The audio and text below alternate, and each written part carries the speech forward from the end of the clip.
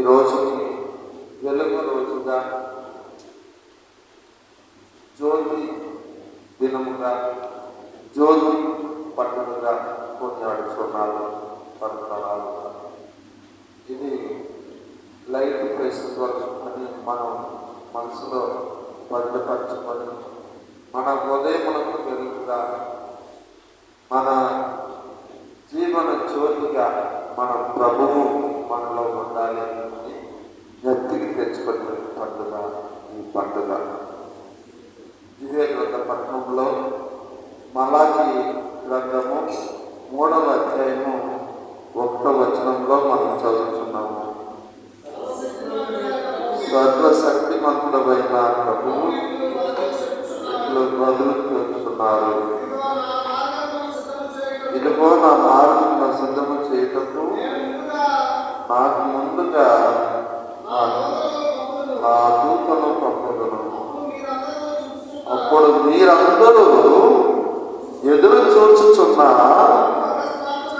ఆ ప్రభువు ఆకస్మాత్తుగా దేవాలయమునకు వచ్చును. హల్లెలూయా, హల్లెలూయా, హల్లెలూయా. ప్రియ సోదరి సోదరులారా, మనము సువిశేష పట్టణంలో విన్నప్పుడు ఒక నీతిమంతుడు ఆ దేవాది దేవుని యొక్క రక్షణకై నిరీక్షించుతున్నారు. ఆ నీతిమంతుడి పేరేంటి? ఆ నీతిమంతుడి పేరేంటి? లూకాసు సువిశేషము. హల్లెలూయా, హల్లెలూయా, హల్లెలూయా. ఆ సిమియోనండి ఋతుపర్ణంలో ఆయన ఆ మెస్సియా రక్షణ కొరకు ఎదురు చూస్తున్నారు. ఆయన కాచే వరకు నేను ఈ లోకము నుండి పోలేను. చూడండి, ప్రభు యొక్క రక్షణ కాచే వరకు నేను ఈ లోకం నుండి వెళ్ళలేను. నాకు ఆ దేవుని యొక్క రక్షణ ముఖ్యం, ఆ మెస్సియా రాకడ ముఖ్యం అని ఆయన పవిత్ర ఆత్మ ప్రభావన ఆయనకి తెలియజేయబడింది. మరి 27వ వచనంలో చదువుతున్నాను. లూకాసు సువిశేషం 2వ అధ్యాయం 27వ వచనంలో, పవిత్రాత్మ ప్రేరణచే అప్పుడు దేవాలయములకు వచ్చాను. పవిత్రాత్మ ప్రేరణచే ఆయన దేవాలయములకు వచ్చాను. మరి మలాకి గ్రంథంలో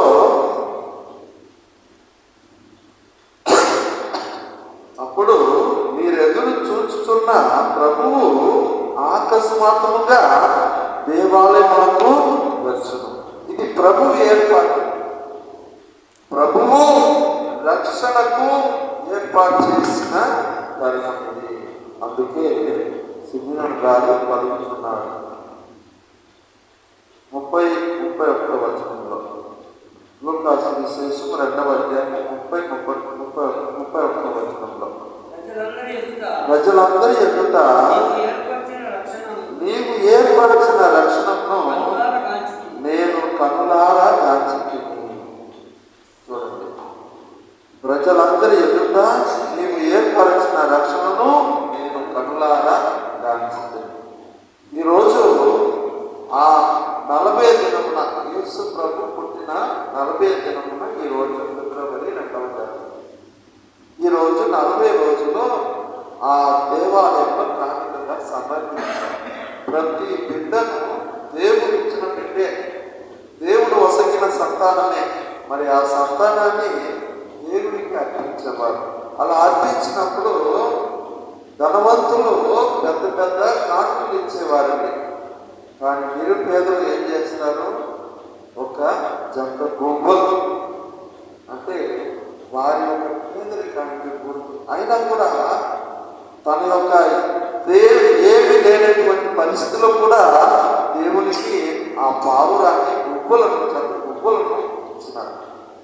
మరి తల్లిదండ్రులు, యేసు ప్రభు యొక్క తల్లిదండ్రులు ఆ తల్లిదండ్రులు చూడండి, వారు వలస ప్రజల జీవితం, వారి జీవితం, వారు ఏమైంది వారికి, వారు ఆ బిడ్డకు జన్మనిచ్చిన వెంటనే ఏమైందంటే ఏ రోజు చంపటానికి ఎదురు చూశారు.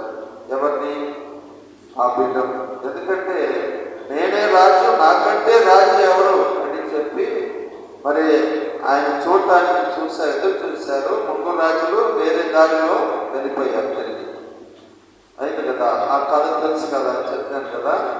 ఆ రోజు ముగ్గురు రాజుల పండుగ రోజు మరి ఏమైంది, ఆ కళలో ఆ దేవదూత యోసేపును దర్శించి, అయ్యా నీ బిడ్డను తీసుకెళ్ళయ్యా, ఇక్కడ ప్రమాదం జరగబోతుంది అని చెప్పి మరి వాళ్ళు వలస ప్రజల జీవితం ఆరంభించారు.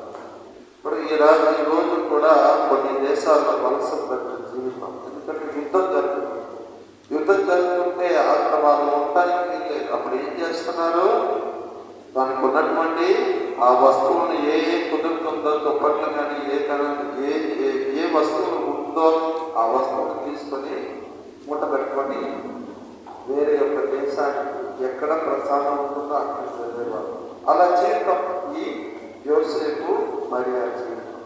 వారు ఆ బిడ్డను ఎత్తుకొని కౌగులించుకొని దేవుడు ఇచ్చిన బిడ్డను ఆ పసి బిడ్డను ఆ చలిగాల్లోనే, ఆ చలి సమయంలోనే వాళ్ళకి స్థలం లేకుండా ఎక్కడ పశువుల కుటుంబంలో జన్మనిచ్చి మరి ఆ చలి ప్రాంతంలో ఉండి ఆ బిడ్డను ఎత్తుకొని కౌగులించుకొని పెరిగించి పెద్ద చేసి మరి కానుకగా సమర్పించుకొని మరి వారి యొక్క పేదరికాన్ని గుర్తుగా గొప్పలు చత్తరించి కానుకలు సమర్పించి, అంటే చట్ట ప్రకారం జీవించారండి.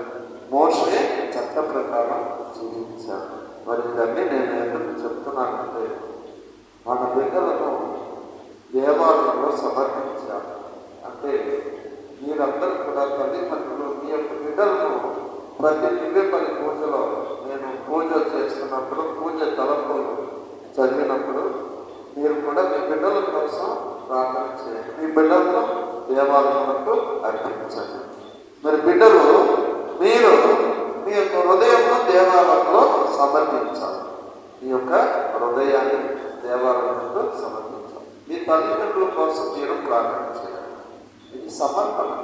దేవాలయంలో మనం వచ్చేది మన ప్రార్థన సమర్పణ. మన ప్రార్థన సమర్పణలో మనం ఒకరికొకరు ప్రార్థన చేసుకోవాలి. అదే మన యొక్క దీన పరిస్థితిలో కూడా మన దేవునికి ఏదైనా ఇవ్వాలి.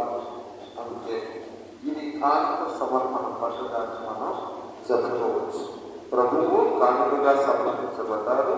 మరి ఈ రోజున మనం కూడా దేవునికి అంకితమై ఉన్నాము, సమర్పించబడ్డాము. ప్రతి ఒక్కరు కూడా దేవాలయంలో సమర్పించబడ్డారు.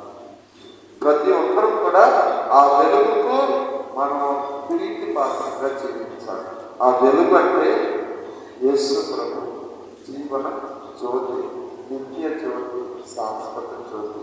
ఆ జ్యోతి అనే దేవుని మన యొక్క హృదయంలో పొందించుకొని ప్రార్థన చేసుకొని, మీరే నాకు ఎల్లప్పుడూ ఉండాలయ్యా అని ఆ బాధ చేసి మన యొక్క జీవితంలో అంగీకరించుకుందాం.